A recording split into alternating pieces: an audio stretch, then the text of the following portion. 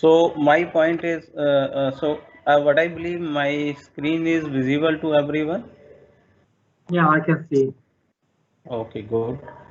So my point is that like I will try it because there is some we are doing this training remotely online. So there are some point like we are dependent specifically for the network. And sometime what happen like network may dip also, or maybe some connection error or something like this may happen. It will be that we observe on our daily day-to-day activity while we are working from home. So please bear with me on this. Okay, whenever there is some issue with these things, okay, I Okay, will how will do that? okay, I will reconnect it. Okay, maybe it will take some minutes or something. It generally don't happen, but just I'm telling like let's say if it is happen, okay, please bear with me. Okay. Okay, I will. Okay, fine. And wherever you are not able to follow me, okay, please ask questions, okay. And if you are not understanding the things, please feel free to ask questions, ask me to repeat the things, okay. So I will repeat the things so that all all all your team member can understood, okay, the things in a proper way, okay. So that is my agenda, right? So we will start the training now. So load shedding. So load shedding, as a Siemens India, we do have a load shedding application with us. That is a CCAM application. So CCAM application means we are using our own product while we are devising this application.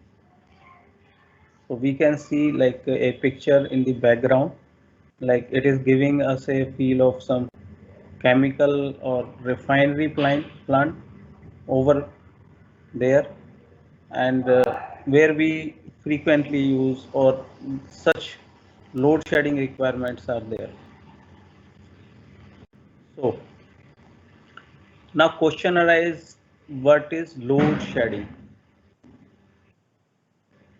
So definition, yes, load shedding define automatic trip of selected consumer loads to ensure stability of a defined grid in situation of insufficient energy supply.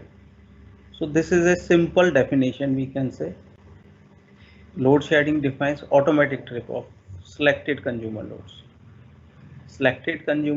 to ensure stability of defined grid in situation of insufficient energy supply. So point is that if we will see any electrical system at given point of time, the system is balanced and frequency is near about a or 50 hertz. Let's say in India, let's say in Europe country it is 60 hertz. It is nearer to that. Whenever there is any disturbance in the system, then what happens? The frequency will go down. So our main purpose is to maintain the frequency levels, okay, so that we can meet both the things, stability in terms of consumption and generation. So we can see like always there is a target frequency. So we will see like let's say and at at any given point of time there is an event happen that generation will go down. Then what happen? So we can see it very simply by this representation. Let's say when some generation will go down, so what happen with this system? Your frequency will dip down up to certain extent, or it will violate a certain threshold values, and that is not desirable. If we are not able to maintain this, then further it will cascade the impact in the rest of the electrical system. So in this case, what we need to do, what is our action to balance out this deficit, we need to shed the loads of equal amount or nearly that amount, so that again we can balance or we can maintain the target frequency. So this is the function of the load shedding in a very simple manner. Are we getting this? Are you able to follow me? Yes, I can follow you. Okay, so that is the philosophy we do adopt. Our main criteria is to maintain target frequency, because when we talk about load shedding, we talk about the reactive power, active power. So maintain this, we need to do the load shedding accordingly. So this is the definition of the load shedding. What is load shedding and why do we require load shedding? So now question arise, this is the load shedding. Why load shedding is required? Our next question is why load shedding is required. So if we will see,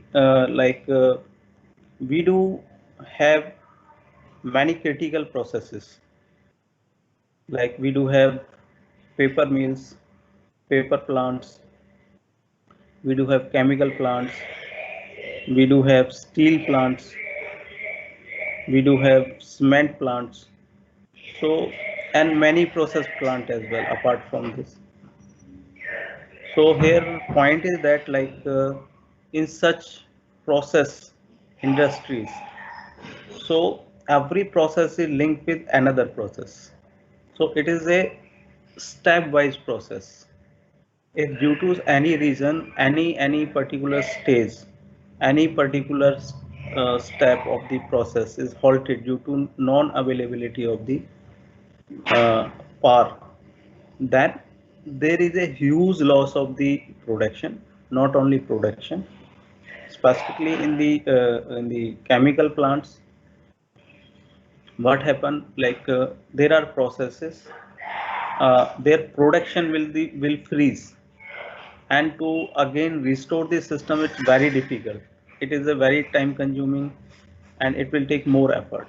Specifically we will take example of steel plant. What happened, from the furnace, uh, the metal is melt at certain temperature, and then it is put it in certain, uh, we can say, structures further. Let's say if when we are melting this metal in the steel plant, and the furnace somehow, due to some reason, some disturbance in the system, furnace is down, then what happen, the melted material will stuck in the furnace, and again to restore this process it will take couple of days, and there is a huge production loss. There is a huge effort that we need to put to restore the system. So avoid such situations in such critical processes. What we need to do, we need to ensure to maintain these critical processes.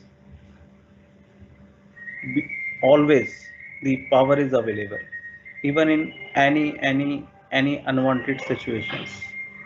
Unwanted situations means, let's say we are fed with the great international grades, and we do have our own generations as well with us, but due to some disturbance, because we can minimize the things, we can't totally uh, avoid this electrical faults in the system. So as and when any such situation will occur, so we need to ensure the critical load keep running, and to maintain this deficit, non-critical load can be tripped, and this can be done so organized way or so fast so that the rest of the system will not impact. So this is why we will say why load shedding needed. So we can take another example of refineries. So high financial impact in case of loss of energy supply.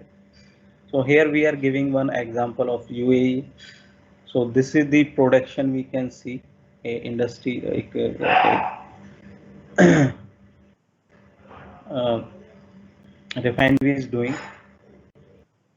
So if let's say there is any disturbance in the electricity, or there is any disturbance, interruption in the loss of the energy supply, then what happens? Lost output costs several hundred pounds dollar per hour, because it depends on the, like, if we will see the commercial aspect, it depends like the capacity of the plants, how the plants capacity is, how big they are producing the things.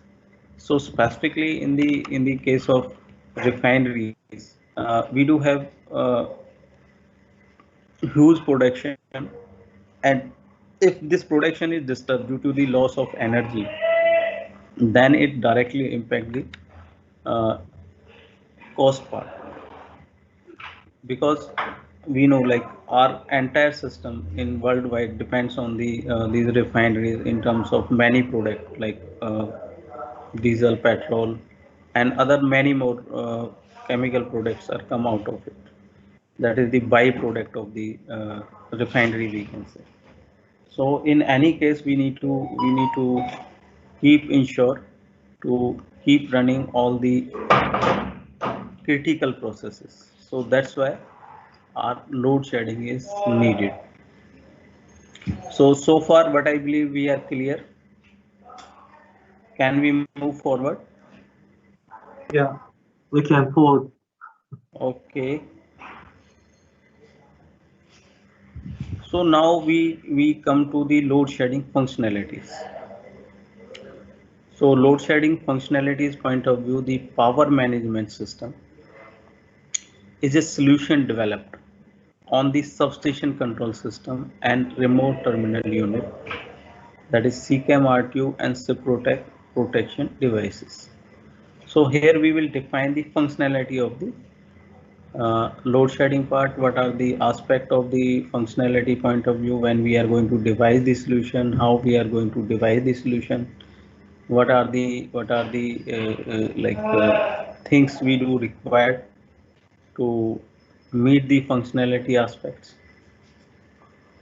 So as we know, like we are using CCAM SCC in the substation environment. Here also we are using CCAM SCC as HMI servers designed to provide convenient and automated operations of power plant.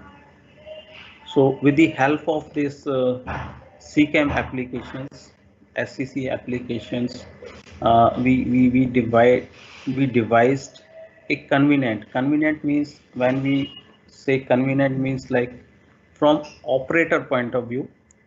So it is, when we are devising a system, it is essential, like the to whom we are designing, we will keep all the requirements in the center, uh, so that the person who is handling this is well conversant. It is very convenient for them to match this, and there should be minimum Hello? hello. Your speaking is not clear at this moment. Okay, are you Yeah, getting me? it's okay. Yeah. Okay.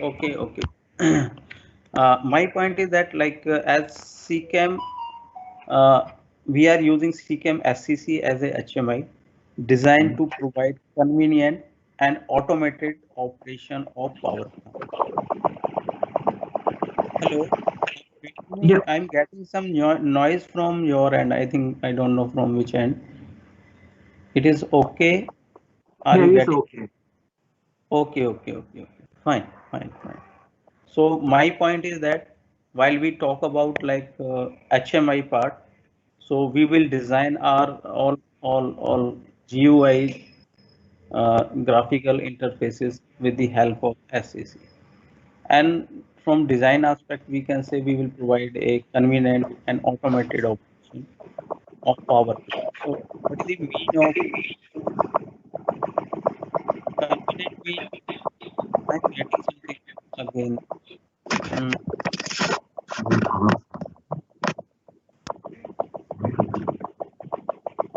people can also hear some disturbance from background?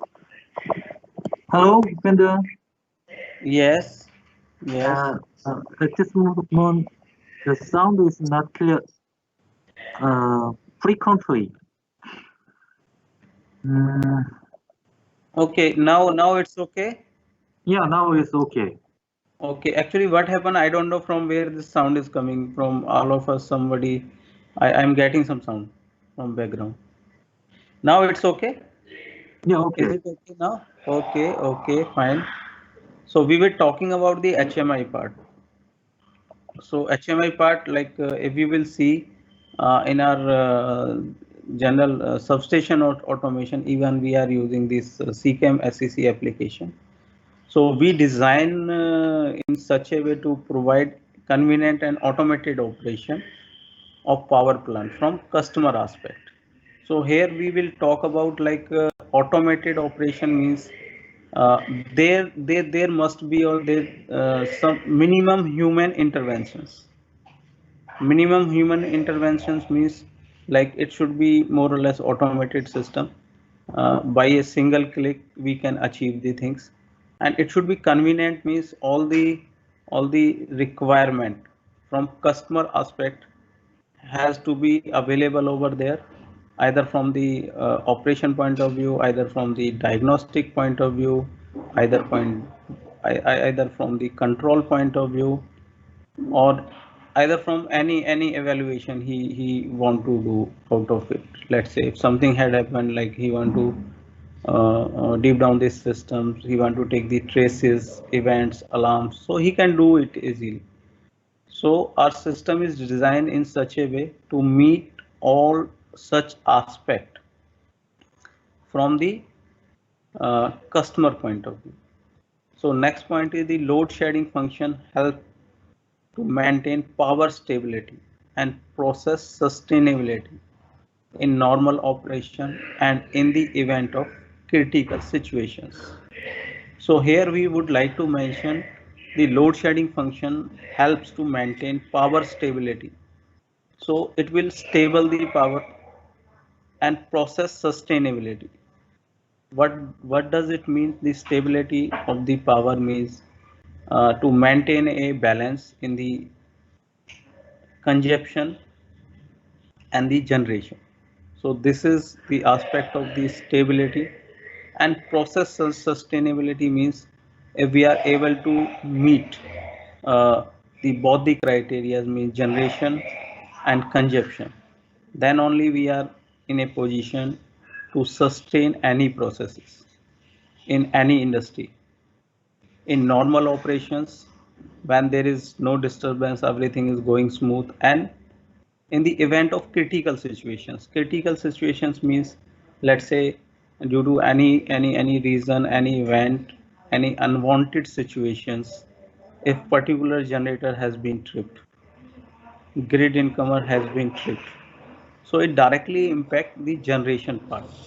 So what we are going to do in this case, so the load shedding come in a picture in such critical situations, and it will take the action, and it will ensure the stability and sustainability of the process.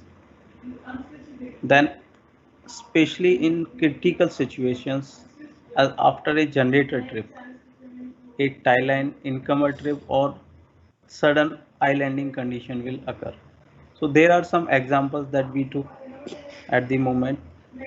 There are some critical situations could be like this: a maybe generator can trip, a tie line, a line incomer trip, or sudden islanding can happen.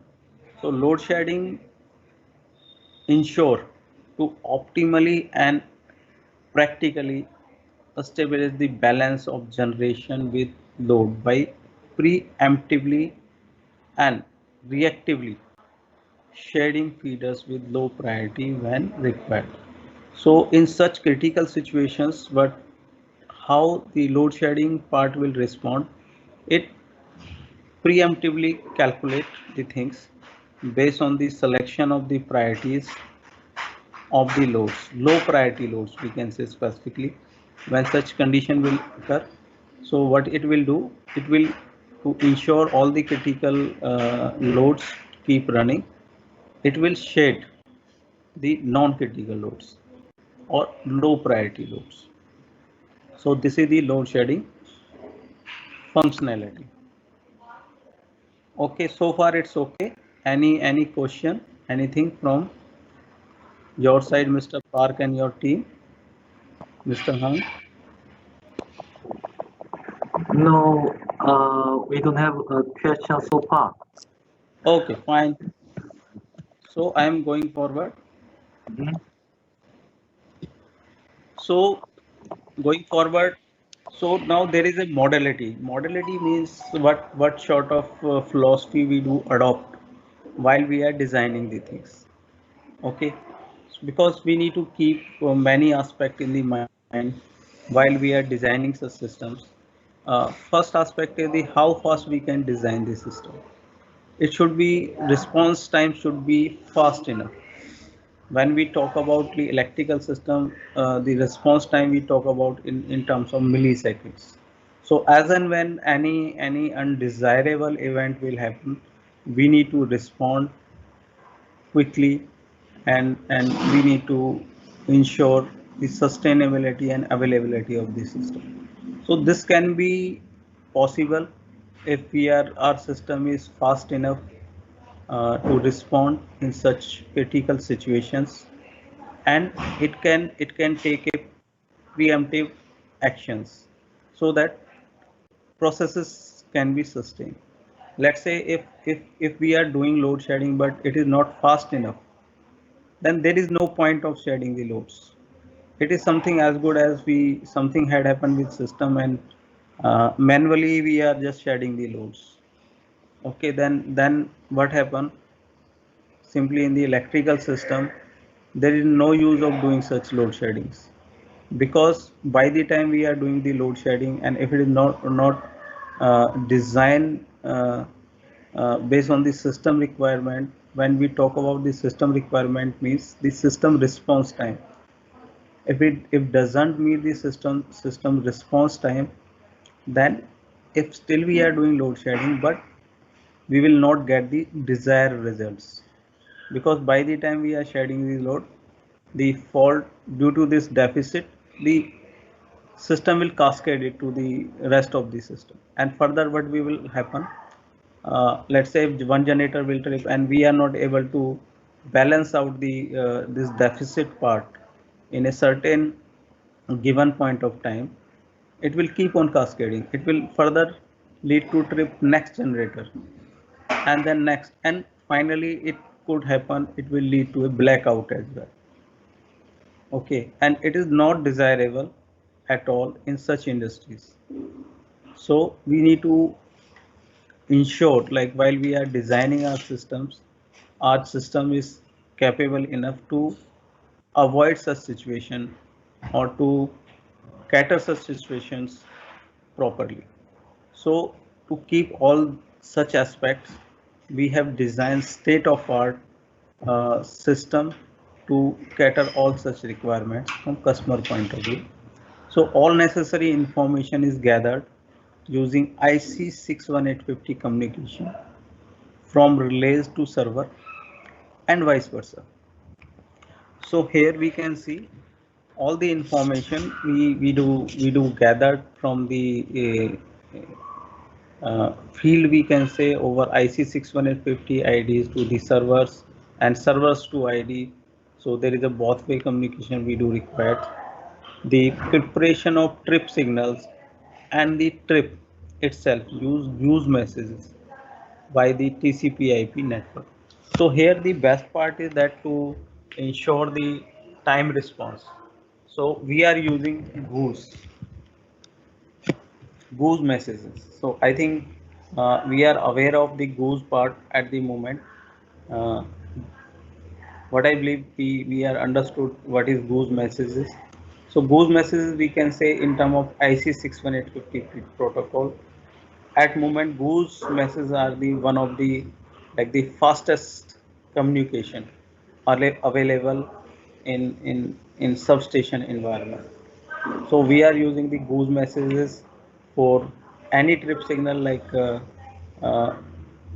the preparation of trip signal and the trip itself use goose messages via TCP/IP network, and we are using TCP/IP network to flow this information from one end to other end of the system. So here trips, if we talk about trips, what are those trips? Trips means, let's say it is having two things with the system. When we talk about trip means like we are having generators with us, we are having grid incomers with us. So if any particular grid incomer will trip, any generator will trip, so this information will be given to the system, load shedding system, in the form of goose messages. So it has to be come to us, to our system, in the form of goose messages. Secondly, when we have received this information as a goose, then we need to shed the loads. So our next target is to shed the loads of equal amounts, or maybe little bit more to that, to sustain the system. So our load shedding trip command should be going to the field IDs in the form of goose messages, because we know like such plants, like if we take example of steel plant, it will take example of any chemical plant or any refineries, so their premises is very huge in size, we can say. So there are many stations located at different geographical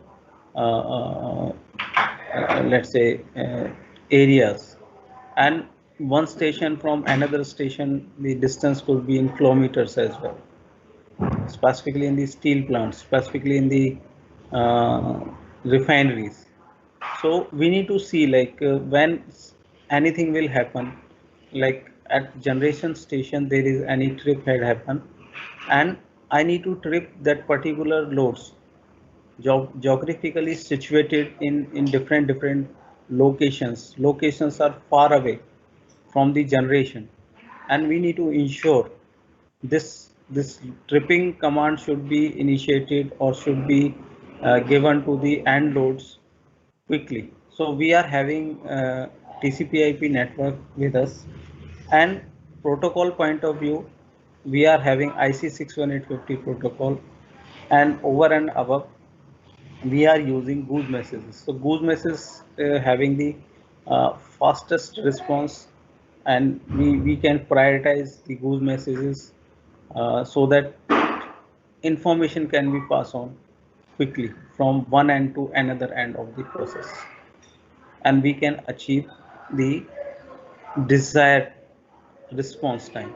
So that's why we are using the goose messages for any trip aspect, whether this trip could be from the contingency end. Contingency end means, if we talk about contingency, it is any undesirable event that could lead any deficit in the system. So that is called as contingency for us. So this information we took in the form of goose message only, and out of which finally we need to trip the loads in the field. So that is also a like process for us, and for that we are using the goose messages. So we use Ciprotech relays at the bay level, enable control and protection functions for loads. Feeder, these relays have built-in LS logic to enable load tripping when contingencies are detected. To do this, IC 61850 interface is used to receive and send goose messages to or from other relays and to or from. So here we will see.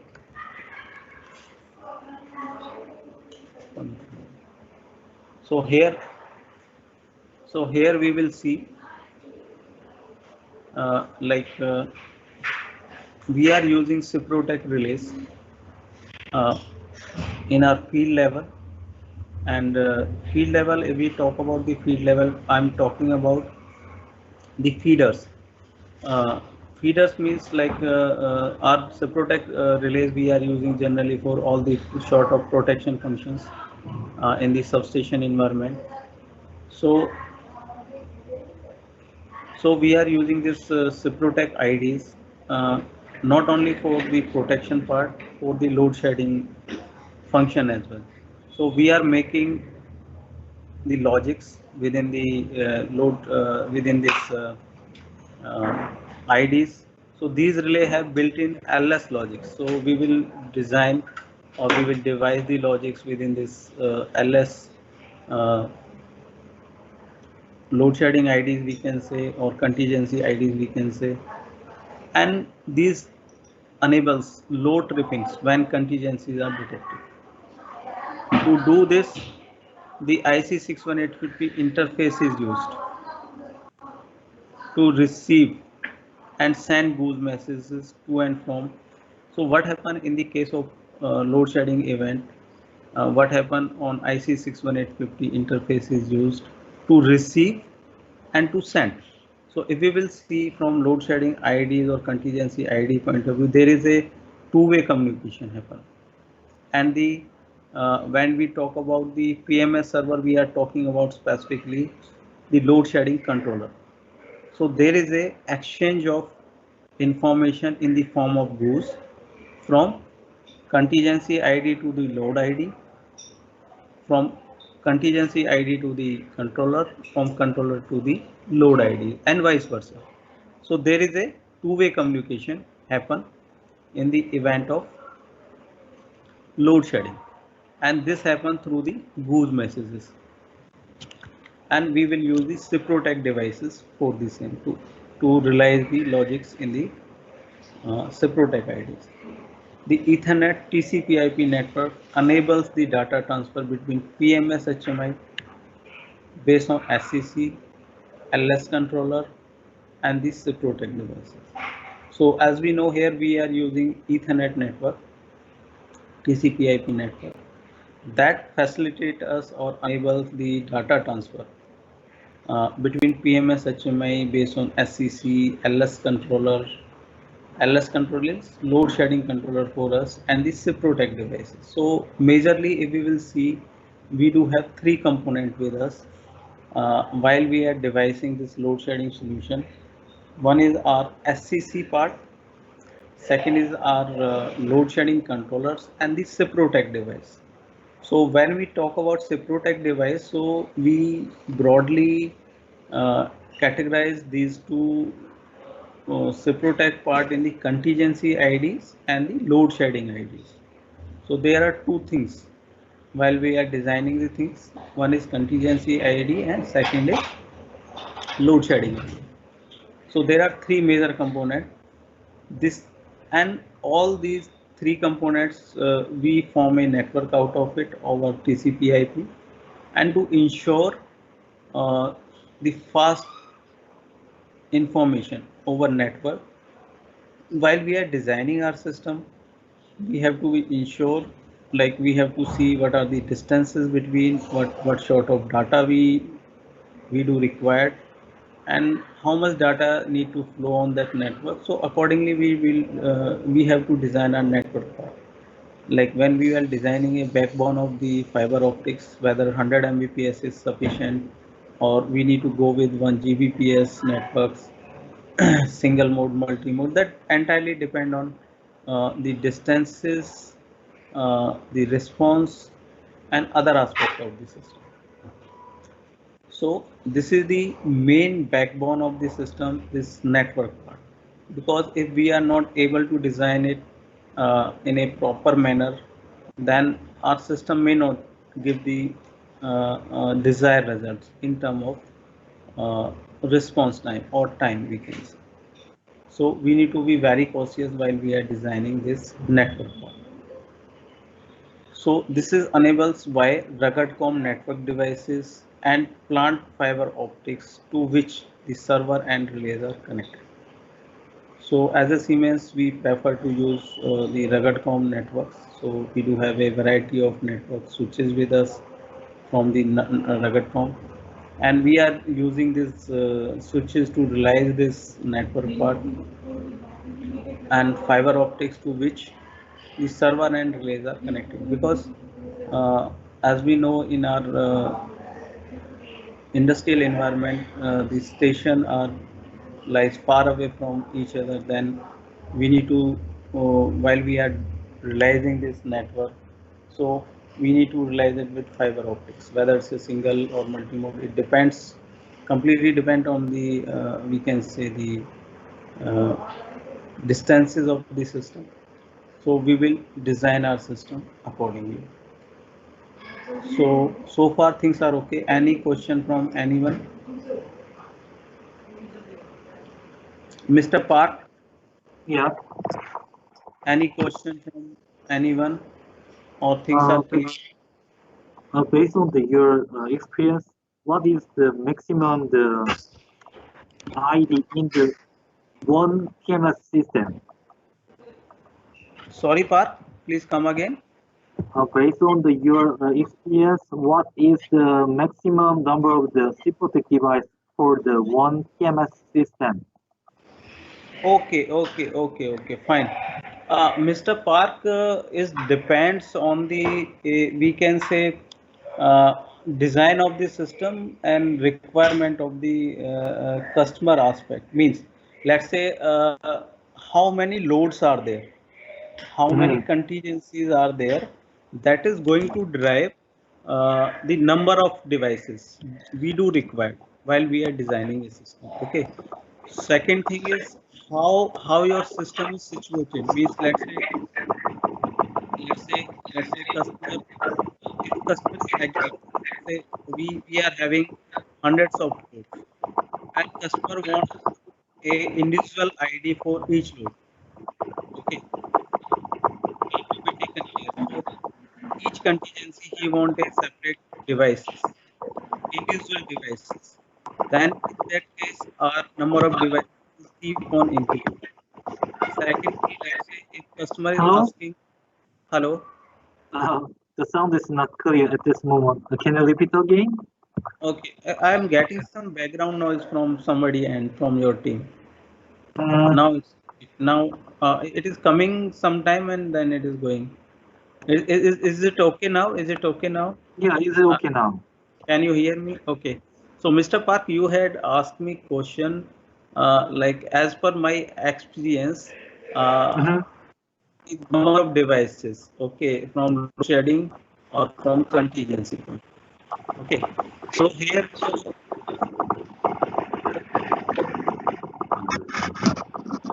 again I'm getting this noise.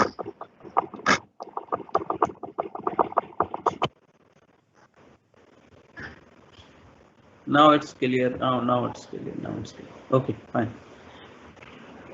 So it's depend, Mr. Park, on the customer requirement entirely. First thing is how many loads are there and how many contingencies are there. So let's say if loads are more, then accordingly our devices quantity keep on increasing. And in the same case for the contingency aspect as well. If number of contingencies are more, then yes, definitely our devices will also increase to cater all these contingencies.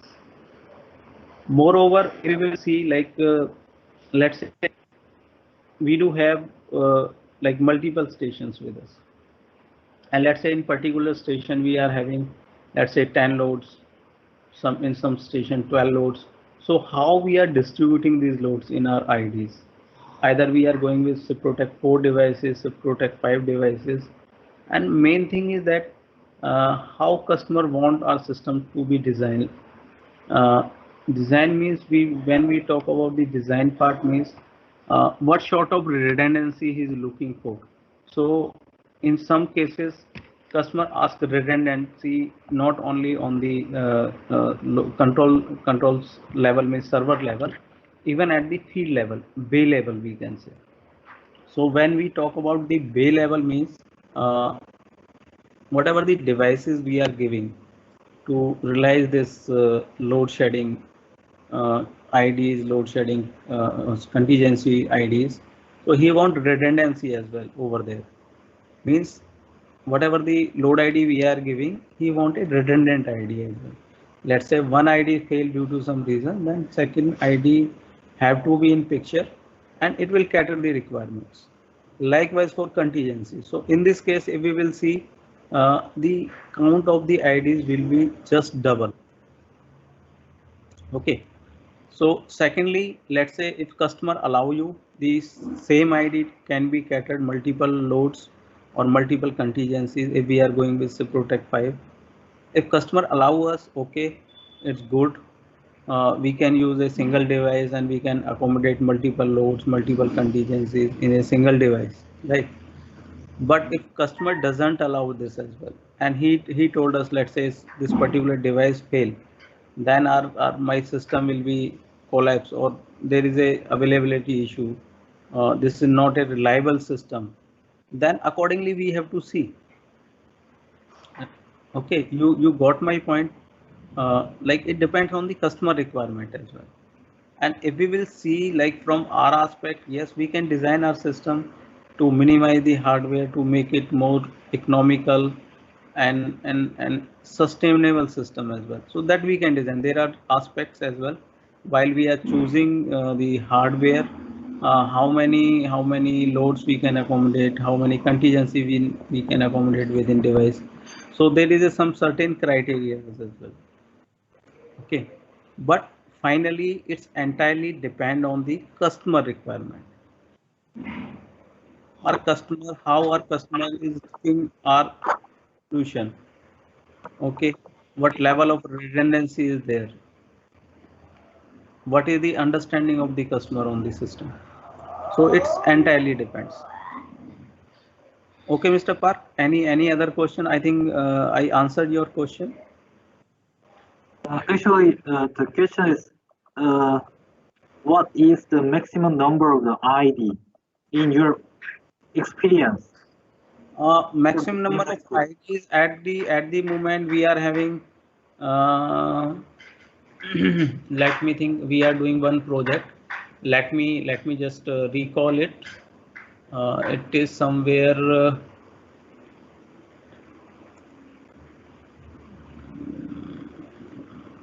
Somewhere 70-80 IDs we are using.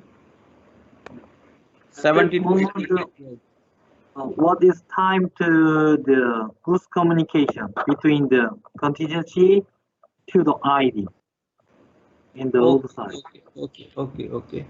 So here, Mr. Park, as per our contract, we have to trip the loads for fast power based load shedding within 100 millisecond time.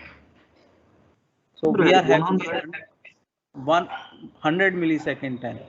We need to meet 100 millisecond time from customer aspect, from the event of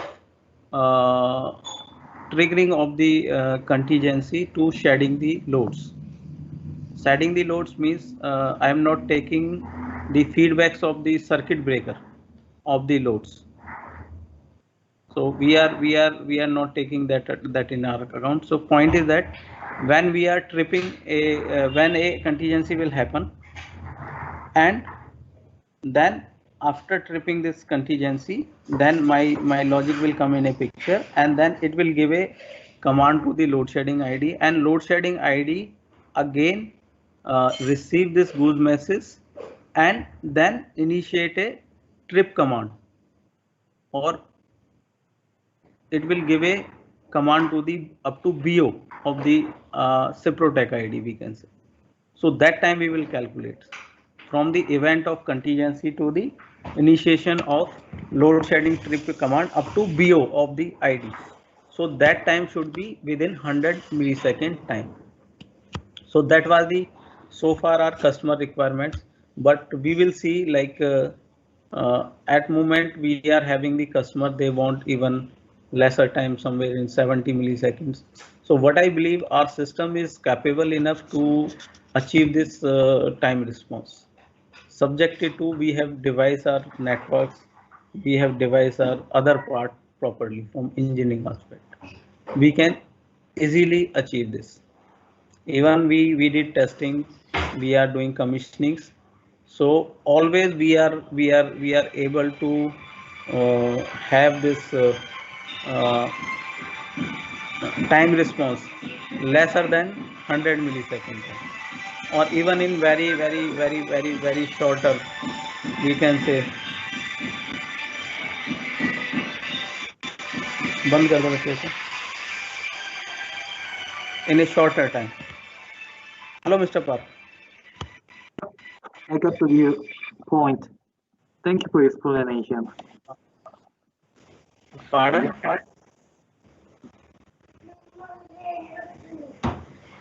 Hello, Park. Hello, I got to your point.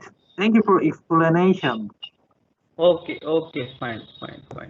So, as per your customer requirement, what is our time response agreed from contract point of view for your project, for fast response time, for fast power based load shedding? How it is?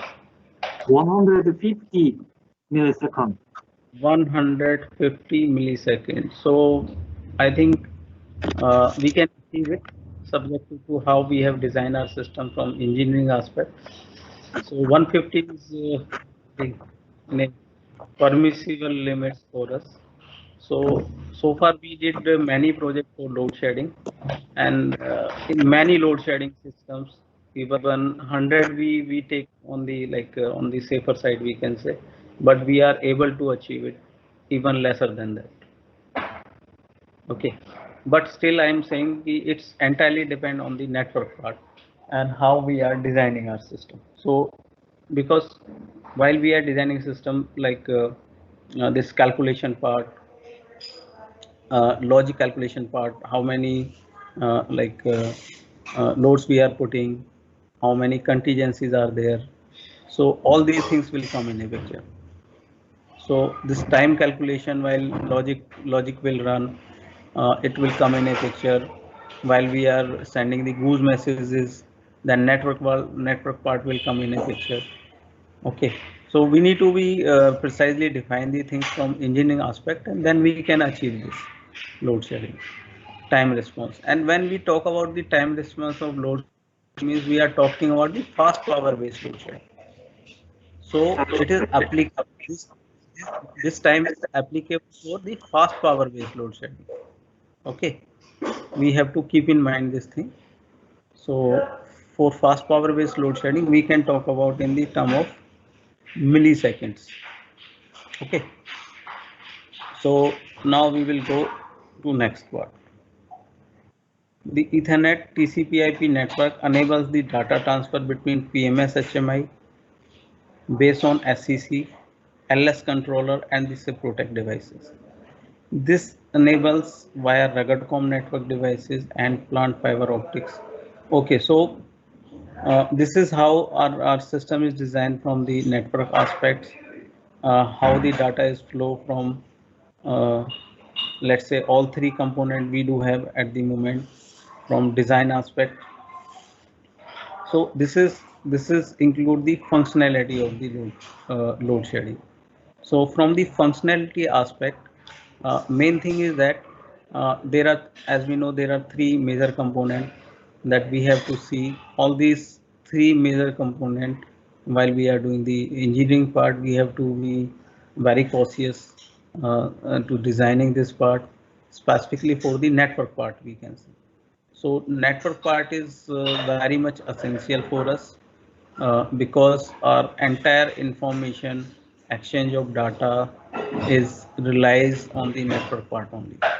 If our network part is not designed suitably to handle the things or to cater the requirements, then we can't achieve the this required response times. Okay, so now we are going ahead. So now load shedding functionalities. Again, the load shedding functionalities overview. The component of LS power management systems are described below. So we do have type of load sheddings with us in our system. So what are those types of the load shedding? So we do have fast power based load shedding with us. We do have frequency based load shedding with us. We do have dynamic load shedding with us. So majorly we are using three type of load shedding at the moment for our this industrial environment, we can say. And apart from industrial environment, we do have other sort of load shedding philosophy as well, like manual load shedding. We do have for the while we are controlling the grid as a state, as a country. So we do have round robins for doing the tripping. We do have schedule load sheddings, but that is not applicable for the industrial environment. That is applicable for the grid environment only. Let's say schedule load sheddings, manual load shedding. But as far as we talk about load shedding in aspect of industrial environment, then we do have broadly three type of load shedding, and our system is having uh, three type of load shedding at the moment. That is fast power based load shedding, frequency based load shedding that work as a backup function for the fast power based load shedding, and we do have a dynamic load shedding. So in detail we will read each and everything. So first we will come to the fast power based load shedding. So in fast power based load shedding, we will see what is the fast power based load shedding, how does it work. So there are how it is triggered. First thing is how it is triggered. From which point we will understand this need to become in a picture. So triggering point is the contingency trip. So contingency trip means if we will see an R system, like contingency could be the generators, the bus couplers, the tie feeders, the grid incomers for us. These are the critical things like by which our system is interrupted, or there is a deficiency or deficit of the power. So it is called as a trigger. Calculation means pre-event power balance considering load priorities. So what is the calculation criteria? Calculation criteria is based on the preemptive events. It will keep on calculating uh, the uh, trip matrix in the form of based on the load priorities and all that. Trip command, ls controller send trip command per goose. So how we are tripping these loads? So ls controller send trip commands per goose. So here we are using goose messages for tripping the loads in the field. Now we have dynamic power based load shedding. So triggering point is spinning reserve below operating limit in island mode. So what is the triggering point for that? So if we will see, if we are running in an island mode and there is no sufficient spinning reserve is available in generators, then it is a critical situation for us. Or let's say our generators are running on a overload. So then we need to take a action out of it.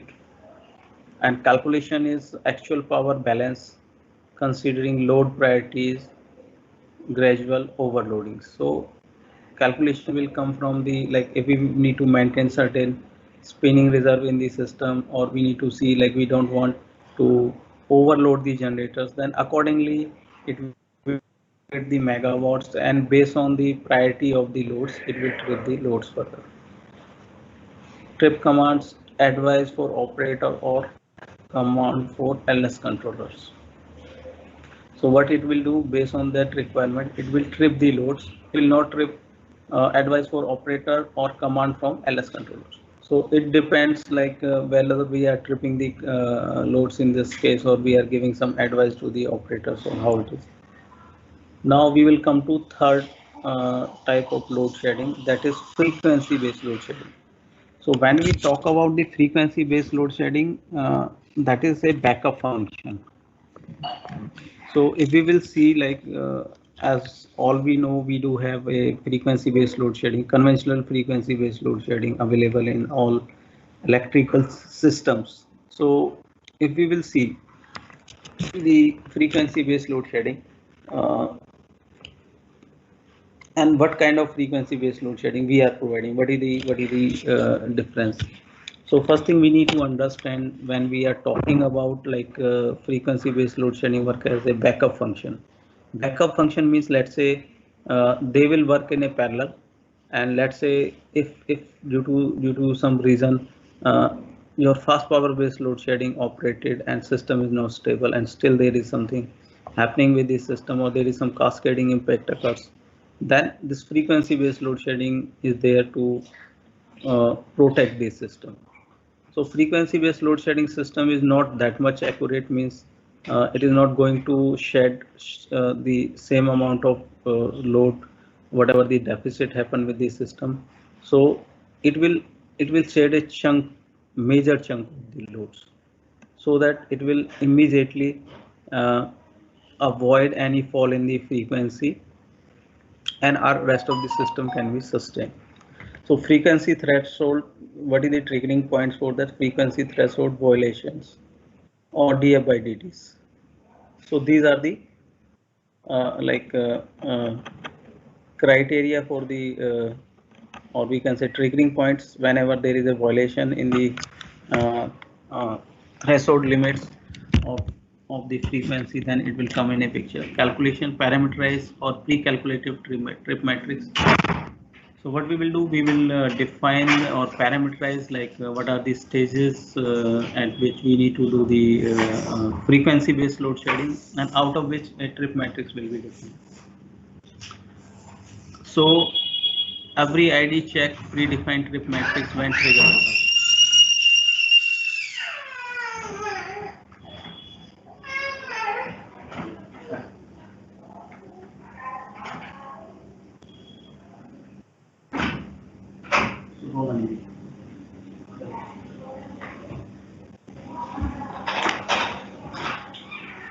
So here we will see like in each ID we will make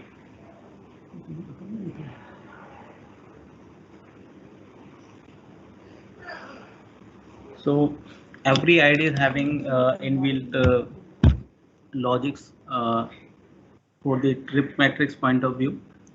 So we will make the logics in the individual IDs for the this we can say trip matrix or frequency trip matrix point of view. So there are three load sheddings we do have at the moment. So any question?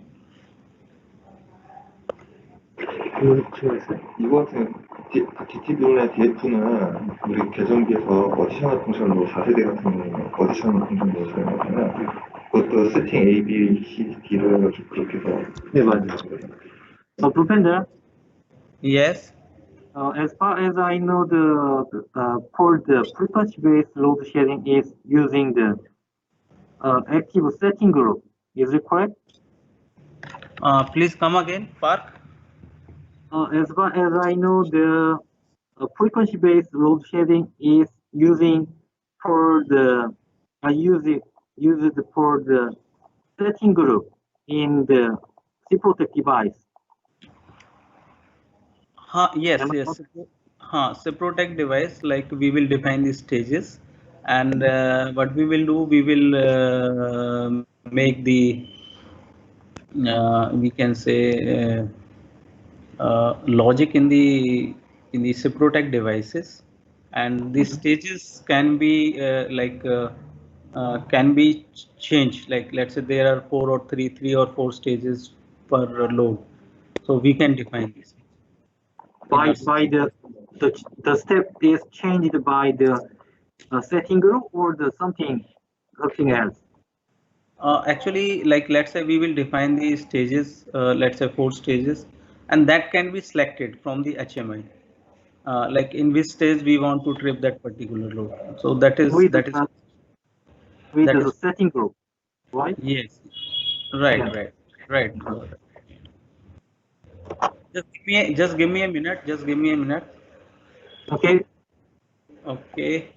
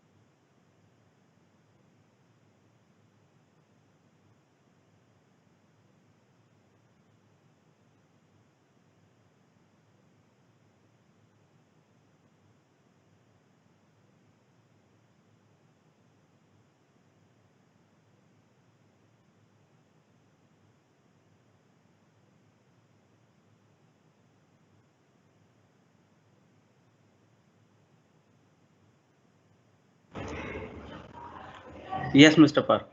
So, Mr. Park, here point is that like when we will go in detail for the load sheddings, then you will understand how we are defining. Like for the conventional system, what you are talking about, like in conventional systems, we do that frequency-based load sheddings. So that is there. Hello, Hello? hello. Are you there, Park? Yeah, I'm here. Okay. So we will see in detail, Park. Then I think will be more clear to everyone how we are doing for the each type of load shedding. Okay. Okay, I got the point. Okay. I'm switching to the slide now.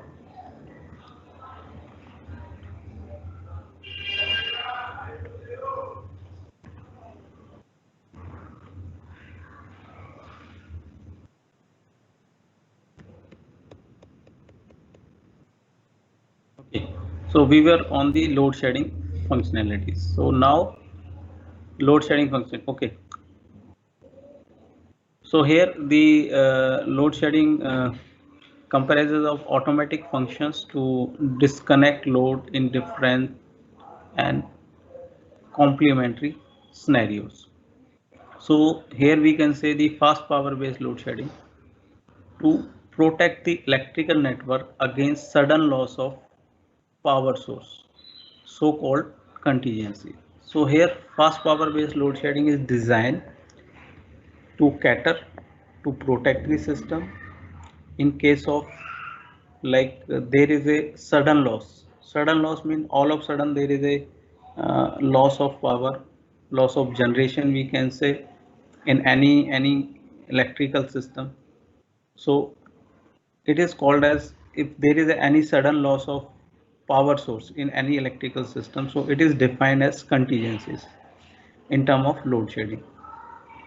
So fast power based load shedding entirely work on the contingency. It is a trigger point is the contingency for the fast power based load shedding. Now we talk about frequency based load shedding. So frequency based load shedding to act as backup function of fast power based load shedding, restore the frequency of electrical network when it reaches dangerous load values. So if we talk about the fast power based load shedding, so fast power based load shedding is very fast enough, have to be very fast enough to cater the system requirement, to cater any sudden loss that we called about the contingencies. So contingencies, as we know, like all our running generators are the contingency for me, the bus couplers, it depends, like on is also a contingency for me. Grid incomers are also a contingency for me.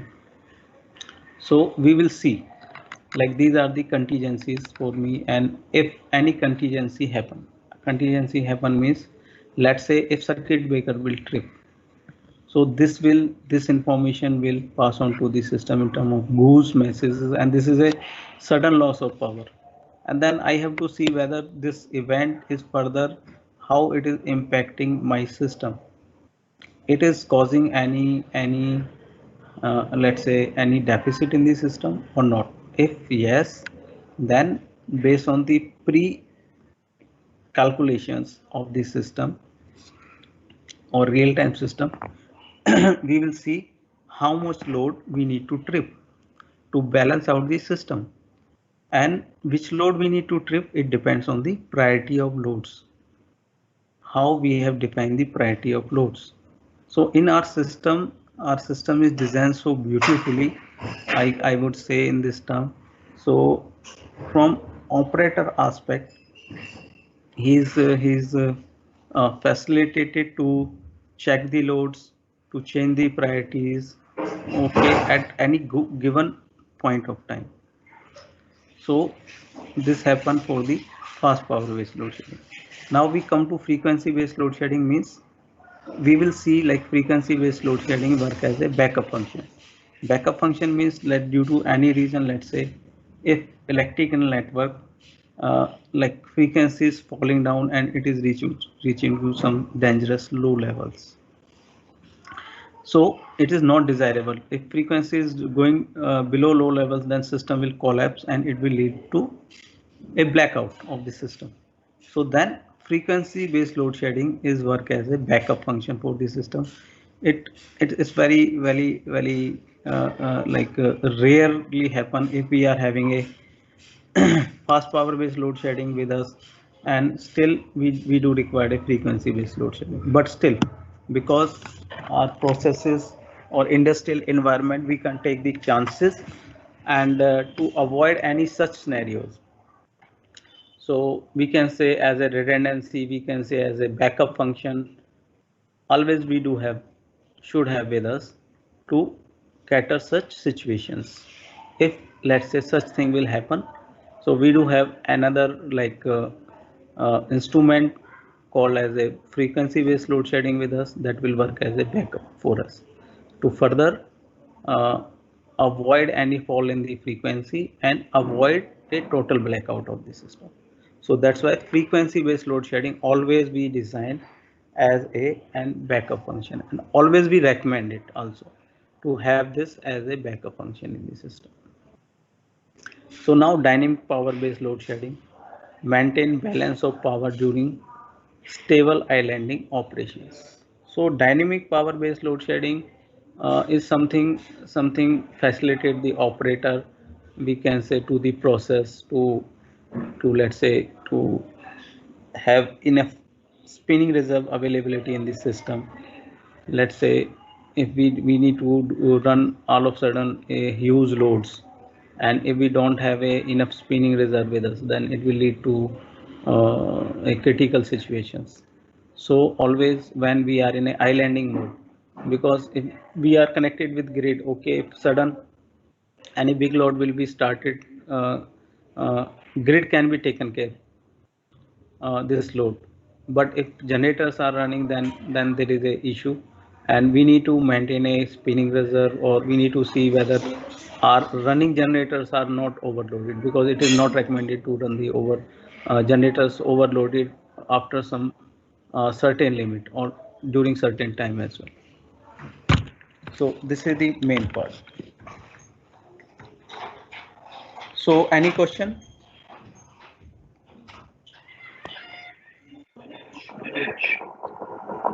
We don't have any questions so far. Park, do you have any question? No, I don't have. Okay, anybody having any question? So please do ask. Please don't hesitate. Okay, and if you don't understand uh, anything from my end, please let me know immediately so that I can repeat it.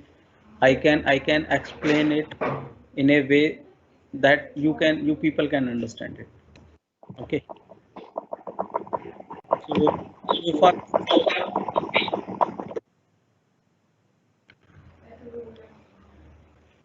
hello.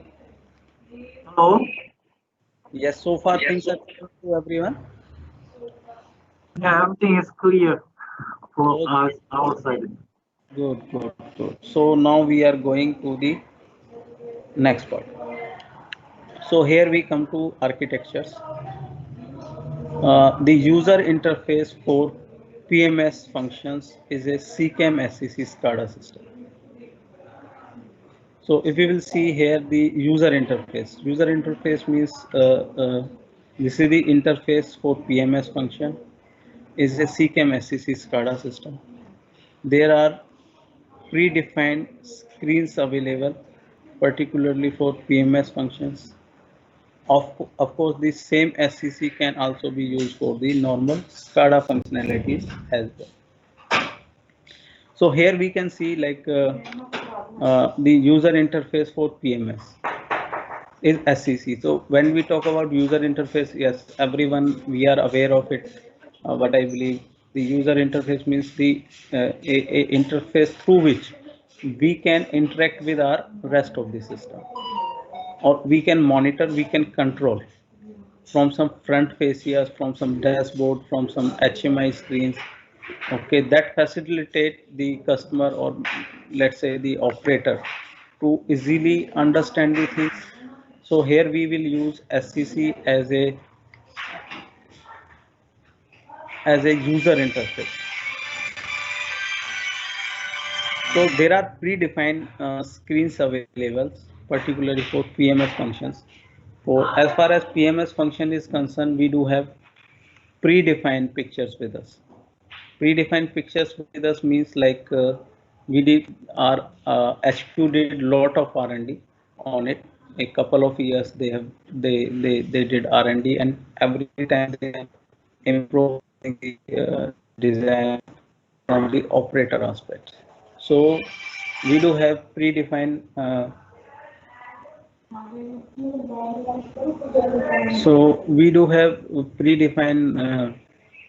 screens with us. When we talk about predefined screens means we do have certain screens based on the requirement of the PMS, like that facilitate us to have all the required information that is needed from operator point of view, in the terms of monitoring, in the terms of control. So we do have all the information available, and we do have certain pictures for the PMS point of view. So there are predefined, like for load shedding, loads, we do have one type of pictures with us. For generation, we are having one type of pictures with us. For type of load shedding, we are having one type of picture with us. So some certain pictures are defined, and these are the predefined models. So we are not supposed to do any changes in this screens that are predefined. That is our we can say functionality point of view. That is our design. So it is recommended not to change, not to do any much changes, like principally we can say in these pictures. Apart from that, like of course the same SCC can be used for normal SCADA functionality as well. So here point is that it is not mandatory like a dedicated HMI or SCADA system is used for the load shedding, let's say interface point of view. The SCADA system we are using in the let's say in any plant, and we are having SCC with us. So same SCC can be utilized for SCADA and for the PMS application as well. So it can be easily merged in the same system. We can say like we are having a backup with us. Let's say defined backup in terms of SLDs, in terms of let's say function, HMI screens, and let's say rest of the things we need to do for the rest of the SCADA. So we can make as many as PDLs, as many as screens in the system, and can be used for the SCADA application as well. For PMS solution, a PMS controller is required, which is based on a CCAM AK. This is CCAM AK3. All functions for LS or AGC are realized in CX Plus application, which is running on several CPU boards. So here we can see for PMS solution, PMS controller is required, which is based on a CCAM AK. So here we do require a controller. So PMS controller means we can say this is the brain of our system. So it will control all the things. So what we will do, we are using AK3 for that, and we are utilizing the logics through CX plus. So I think you people are aware of it. The CX plus is used in toolbox to making any sort of logic that we do required. So even in our case, we have used CX plus to realize the logics in the controller. And apart from this, if we will see, we will use multiple of CPUs. So in AK3, we do have main processor, we do have communication processors with us.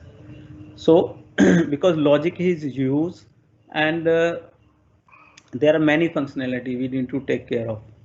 So accordingly, we do require multiple of processors while we need to make the logics for the load shedding. And apart from load shedding, we do have AGC. AGC is stand for automatic generation control. So at the moment, we will not talk about much about the AGC part. So we will specifically talking about the load shedding part. So here we are doing load shedding. So for load shedding point of view, there are many functionalities while we are making the logic in the CX plus, and we do require multiple of processors uh, from logic point of view. So what we did, we have make these logics, and logics are used. So to have a better time response, let's say we see 100 milliseconds time. We do require in case of, generally we do require in case of fast power based load shedding. So our logic should be fast enough to calculate all the things quickly, and initiate the load shedding commands, or calculate all the events that is happen in the feeds at any given point of time. So this is needed in that way. So we can say uh, to cater these things, we have divided this logic part in the different CPUs. The functionality of protection level is to collect process data. MFS messages are used for reporting the status of plant, and GOOS messages are used for the load shedding functionality. So here the functionality of protection level is to collect process data. So when we talk about the protection level means like in our bay level in different feeders, we are using the protection devices. So here we talk about like our Ciprotec port devices. So we do have Ciprotec port devices with us. So their function is to get the MMF messages are used for reporting status of the plant. The rest of plant we do have like we have like migrant, we have other thing we have that we are using MMS messages only.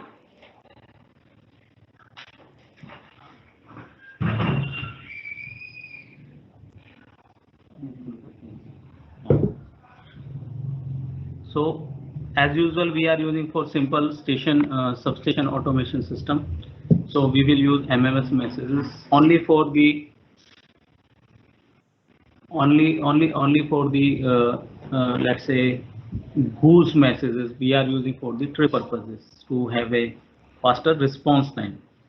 So here we can see like we are using the CCAM SCC for the load shedding interface point of view, or we can say from the HMI point of view, and same SCC can be utilized for the general SCADA applications. Okay, that we do required in the substation automation environment.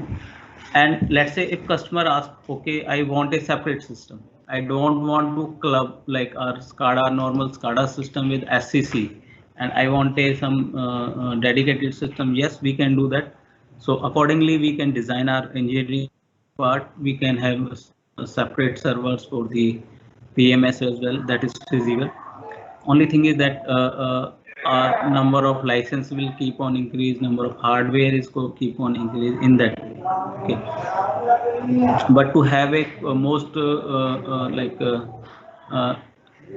price competitive solution or commercial aspect, we will see system is designed like that. It is not required a separate system. So same system can be utilized also for making the SCADA applications, simple SCADA applications, rest of the power station, or let's say the substation automation and the load shedding applications. So both the application can be merged. So PMS solution, like we are using AK3 controller at the moment, and we have to keep in mind only while we are designing system, our AK3 should be having the multiple processors to cater all the logic requirement. And here we can see CX is required, so accordingly from the engineering point of view we need to take the licenses of that. So now we are going to the like protection part. So protection part, even we can see we are having protect IDs or devices with us. Same devices can be utilized for the let's say contingencies if they are available with the system and they are having the let's say IC 61850 protocol or goose message visibility. So same IDs also can be used for the contingencies for the load shedding. And apart from this, rest of the protection things can be used or can be taken care through those IDs only. So it is not required to have separate IDs, but it depends entirely on the customer requirement. But system design is like that. The existing ID, or we do have, let's say, IDs on 650 can be utilized based on the requirement of the system.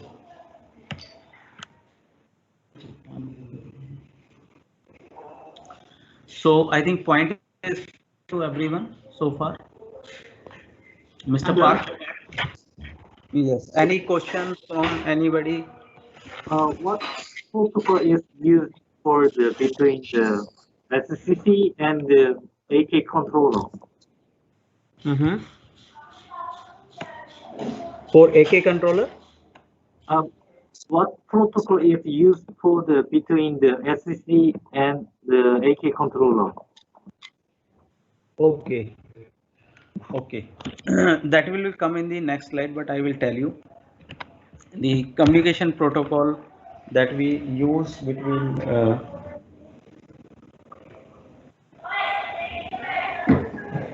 our load shedding controller and the SCC is IC104. So our system, our application is developed like this. So we have to use from controller to the SCC IC104. So now we will come to the architecture part. We will go in deep and details from the architecture aspect point of view, and we will see the data flow point of view as well, how it is need to be done.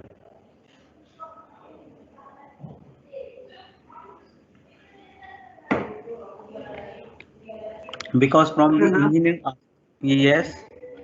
Shall we have this break time?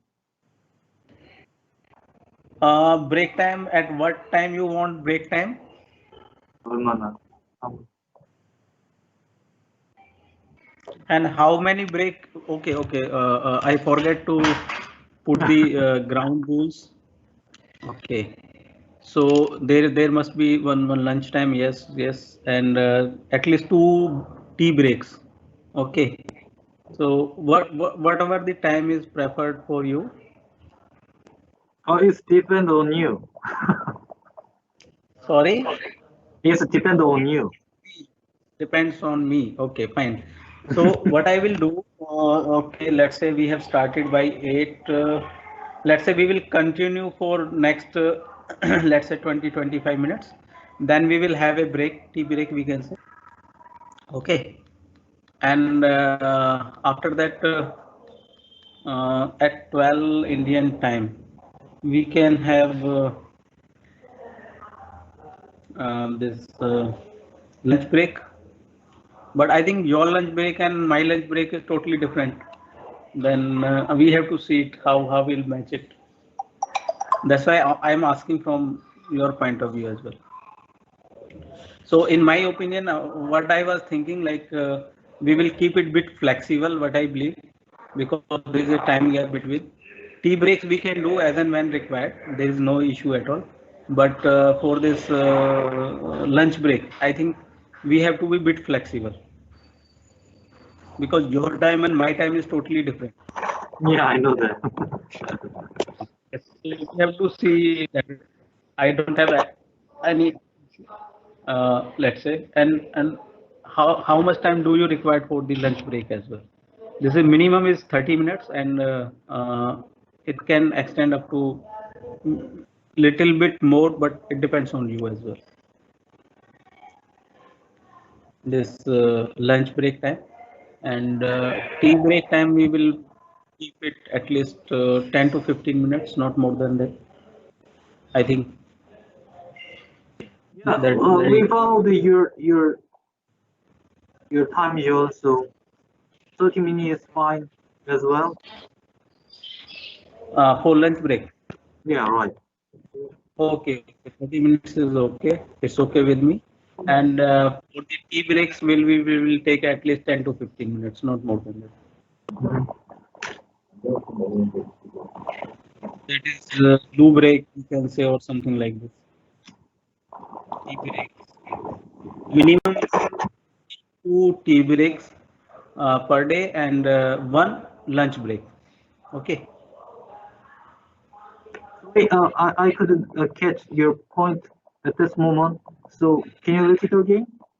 Okay. My point is that Mr. Park, we will go like this. We will keep 1 lunch break of 30 minutes, right? And we will keep 2 tea breaks. That is 10 to 15 minutes. At least 2. 1 post lunch, prior lunch, and 1 post lunch, like this. Generally, we do have like this schedule when we are doing trainings or something. Okay. Okay, it's okay with you? It's Yeah, okay with you? Okay, okay, fine. Okay, then we will move forward. So this is all about the functionality. So now we will go to the architecture part. Architectural part means when we are defining the system, how we will design the system. So here we can see like the load shedding functionality. So this is the architecture, one of the architecture that we have shown here. So majorly you will see that is divided into 3 levels.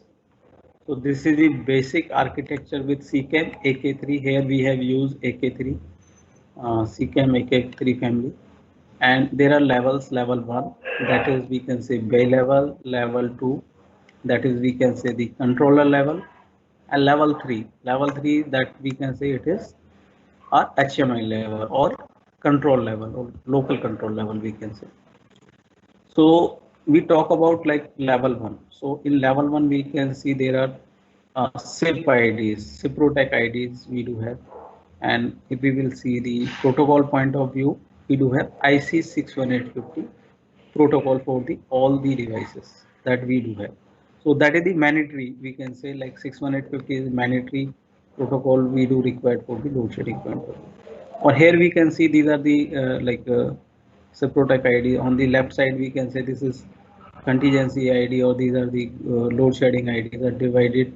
And if we will see like there is a goose messages like from one end to another end. So information is following from within Protect devices through goose messages.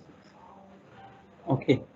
So and protocol is IC 61850. Now we will go to the level 2.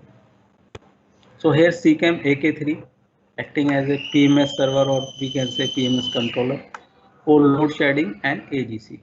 So we will not talk about AGC. So we will talk about load shedding. So here load shedding, we are using hardware that AK3 that lies in the level 2. And again, if we will see from load shedding ID to load shedding controller, the communication protocol is IC 61850. So now we are going to level 3. So here level 3 is CCAM SCC.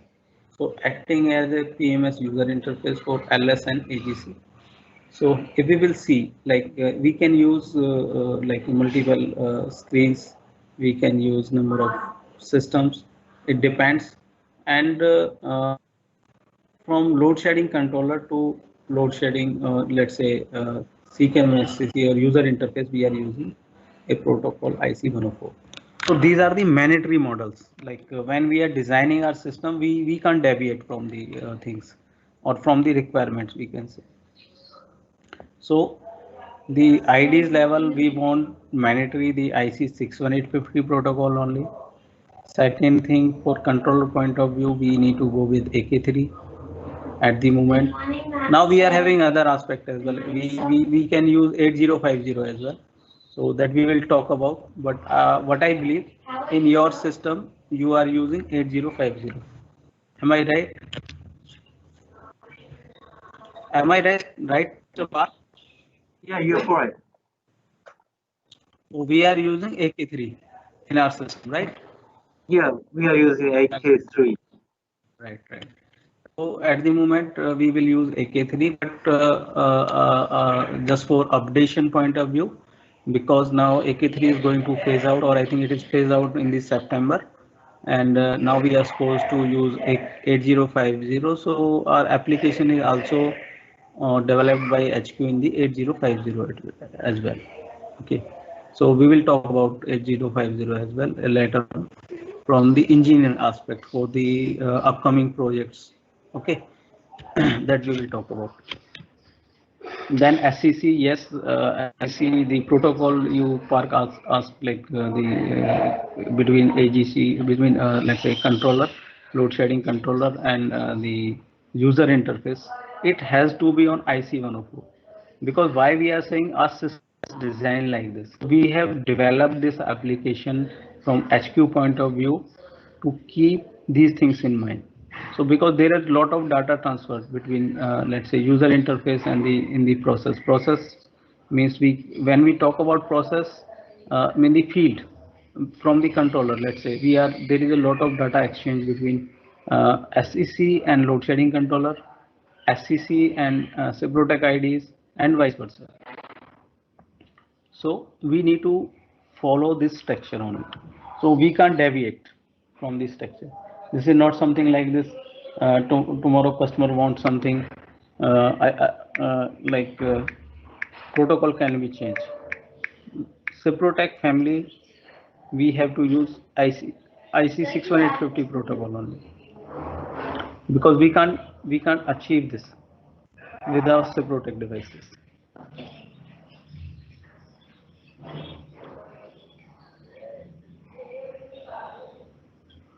So I think so far you are getting me. Any question on this? No, everything is fine. Okay, okay, fine. So now we will move forward.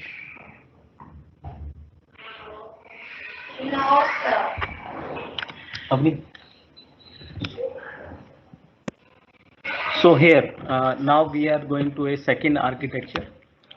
So load shedding functionality architecture, if required, both the SCC user interface and PMS server can also be redundant. So here we talk about like the possibilities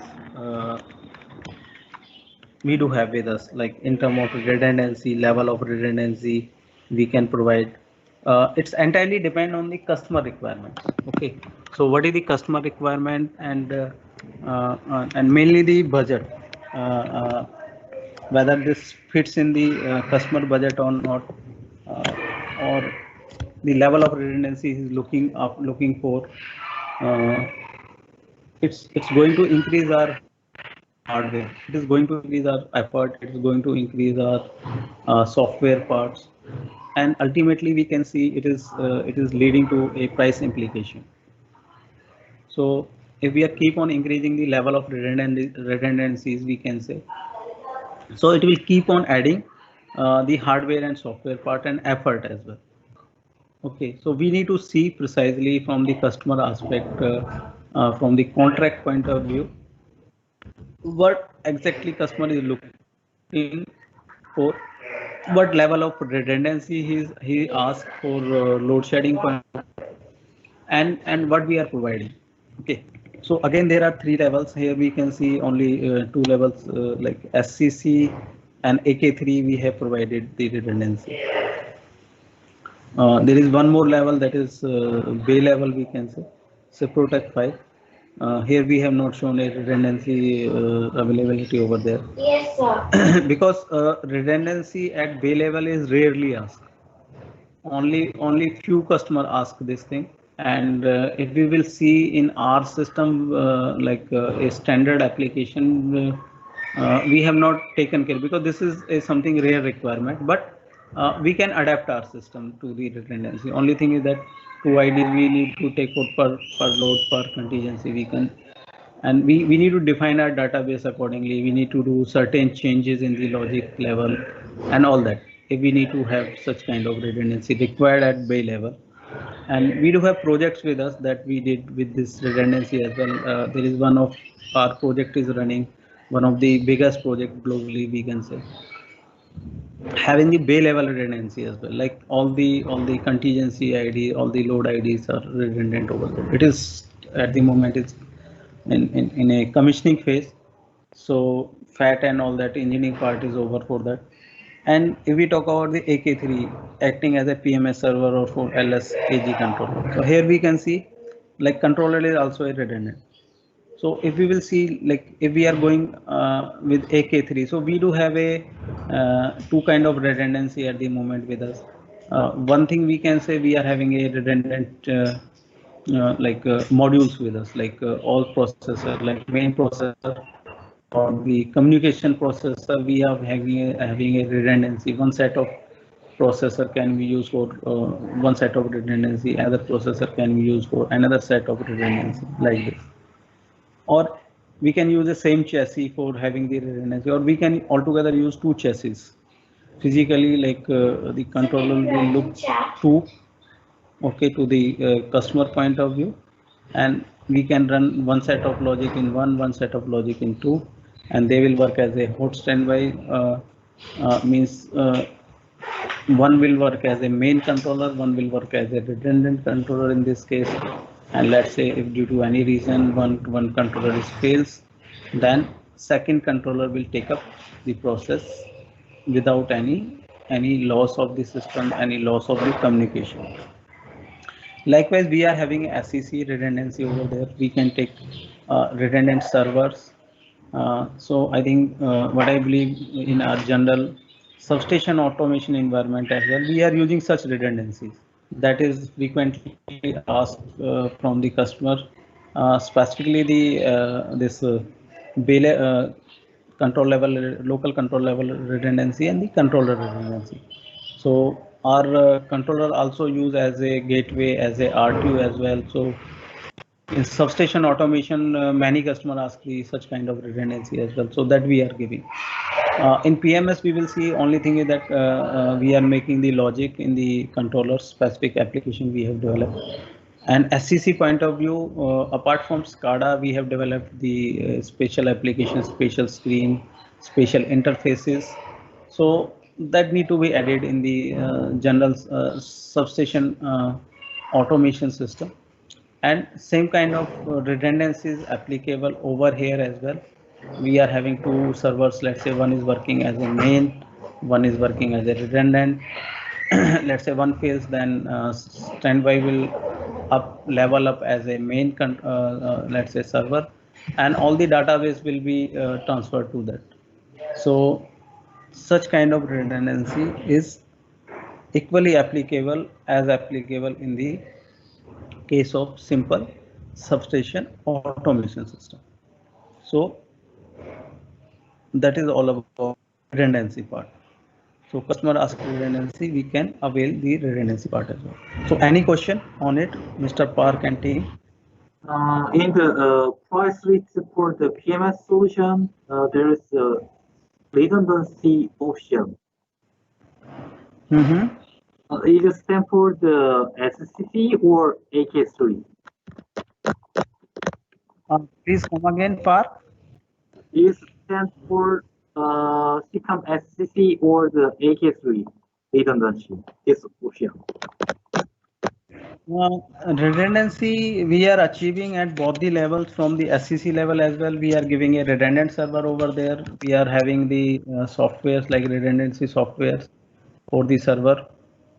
And for AK3, if we will see, like only thing is that when we are going to the redundancy part, there are two aspects. Specifically, one is hardware and one is software. That will keep on increase. Like if we will say load shedding point of view, we do have a licenses with us.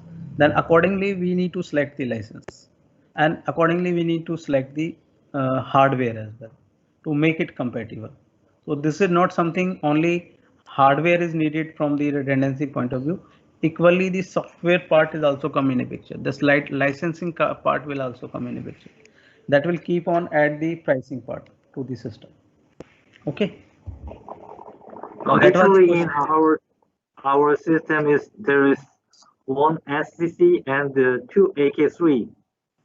One SCC and two AK3. Okay. Yeah, right.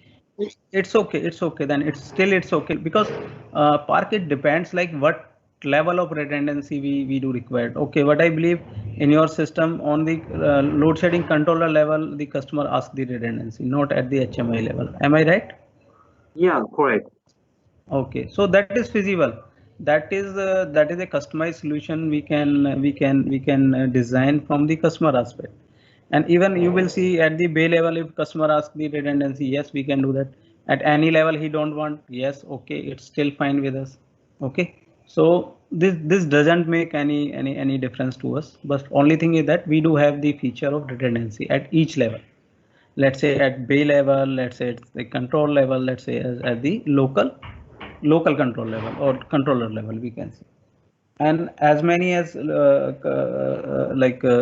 redundancy we want to add at any level, we can add. We want to take it out, we can take it out. That is also feasible.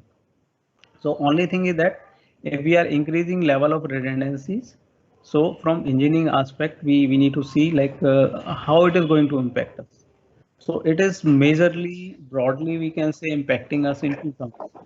One is term of hardware, one is term of software. Yes, effort is always there. Hello. Hello. Are you getting me? Yeah. Okay, fine. So only thing is that only aspect is that it will keep on increase the let's say your hardware cost and your software cost. Okay, and the equally parallelly it is going to increase the your effort cost, like engineering effort cost, or we can say engineering hours. Okay, let's say if we are going about like SIP protect devices. So here we in our application we don't have a ready-made like backups with us. So we need to make our backup accordingly. Means we need to do the necessary changes at the process level. Okay, we need to see how switching part will take care in when we are designing our panels wirings. So we need to see like how we will take care the redundancy part. Okay, and how the customer wanted parallel redundancy, or let's say when one failed, then second will come in a picture, or parallelly both the IDs will work. If both the IDs are working in a redundancy, we need to see further, like event point of view, how we are handling the events in the logic part, how we are going to handle the logic part from redundancy point of view. So all aspect we need to see.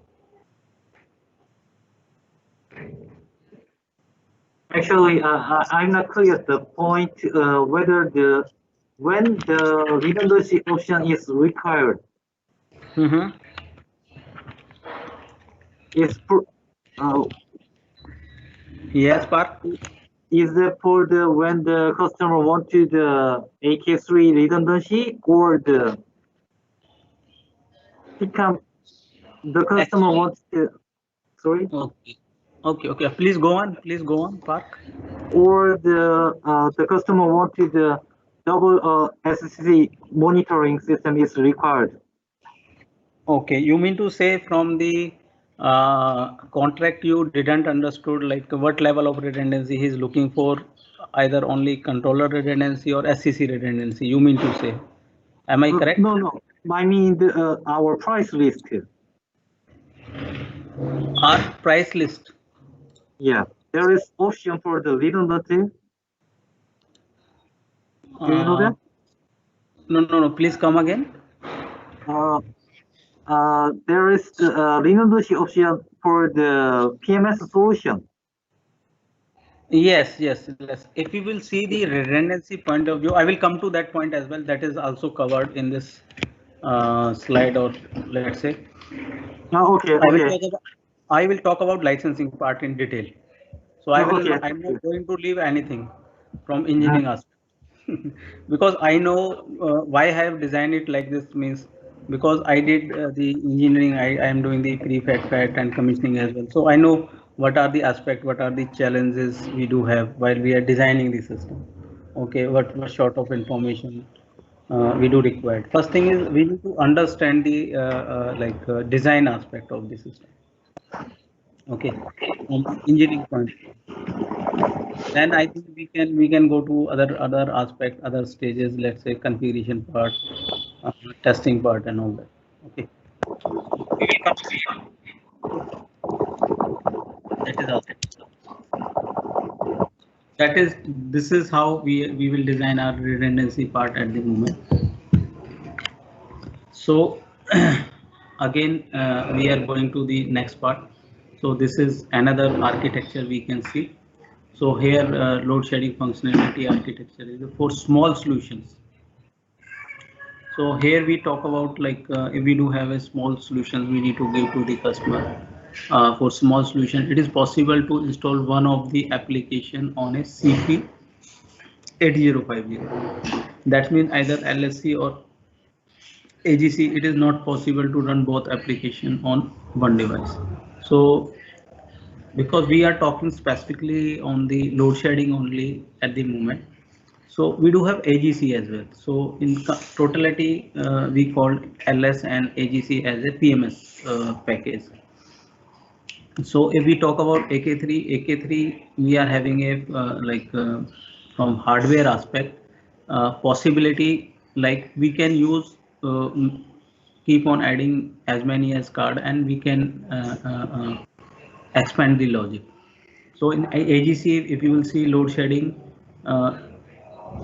for load shedding point of view, we do use certain quantity of card, and for AGC logic, we are using certain quantity of card. But when we are shifting the solution to 8050, then it is not feasible for us to have load shedding and AGC on the same 8050. So in that case, what we need to do, we need to use a separate 8050 for load shedding and a separate 8050 for automatic generation control as well. Okay, and at the moment, like for the small application, we can use 8050, but now we are scaling up our solution for the larger applications as well for 8050. Now 8050 is not limited to small applications. Okay, but like earlier it was designed like this for small applications, means if they are having less number of loads and less number of contingencies, so then we can use 8050. But as we know now, AK3 is phased out, so our 8050 application is designed. It is can be used full-fledged for a big system, as big as can be used with the AK3. Only thing is that we need to add some additional hardware and software of it, nothing else. So here we can see the 3 levels are there. The bay level will be almost keep same based on the number of loads, number of contingencies. Here AK3 acting as PMS server for LS controller. In place of that, we are using 8050. So only difference is that here we can see there is no redundancy. Only we are using a single set of systems. Either it's a load shedding ID, it's a contingency IDs. Here only thing is in place of AK3 we have used 8050 as a load shedding controllers, right? And again, if we will see the SCC acting as a PMS interface over here. So it is again a single only. If you will see, only double screens we have given. So if customer asks a dual screen, single CPU, so that is given, nothing else. But if you will see from the modality point of view, data flow point of view, it will again remain same. Let's say from the ID level, from bay level to controller, again it's IC 61850, and from again from controller level to user interface, again it's a IC 104. So there is no difference in the modality. Either we are going with AK3, either we are going with 8050. Okay, Mr. Park. Yeah, okay. Okay, so Mr. Park, I think we can go for a short break, 10 to 15 time. It's okay. I Okay. have one question, sir. Yes, please. Yes, please. Could you explain small? Could you give me the small explain about the AGC? Small. What do you want? Could you give me the small explanation about the AGC? Yeah. I will give you explanation. Don't worry. I will give you a complete explanation of AGC, how it is. That I will give you. Okay. We will keep a short session for AGC as well, for 1 or 2 hours. Okay, not more than that, but we will keep it. But I don't want to mix both the things at the moment, load shedding and AGC, because both the concepts are different. Right? Okay. It's okay. Yeah. Okay, fine. So at the moment, what we will do, we will have a break, 10 minutes of stop. Please tell me. It's 10 o'clock for Indian time, approximate. 10:15 we will again join. Say 15 minutes, right? 15 minutes, after 15 minutes, right? Yeah. Okay. Okay then. Okay, see you. I will be back in 15 minutes.